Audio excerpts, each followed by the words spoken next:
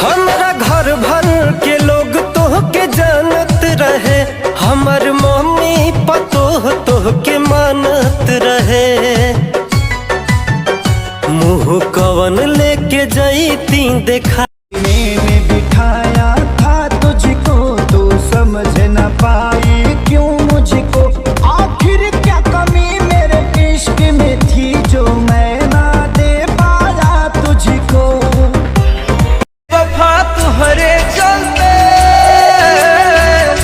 बेवफा तुहरे चलते प्यार में बदनाम हो गई। हाय प्यार में मीठी बतिया बतिया के तू हमसे नहीं लड़वली। हम न जानत रही कुछ हमके प्यार सिखवली। जाने कौन गाना अब सुनला बतिया गौर से,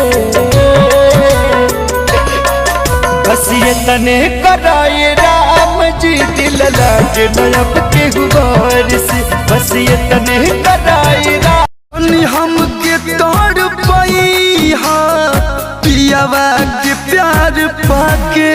आए सनम भुला न जाई ससुराल में तू जाके। याद दिल से न जाती हूँ यारा, तेरी याद दिल से न जाती हूँ यारा। दिन रात मुझे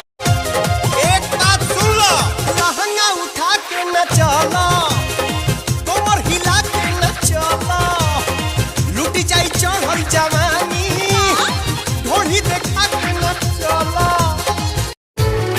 केहू दुनिया में नहीं खे तोहरा सिवा हो, तोहरा सिवा प्यार में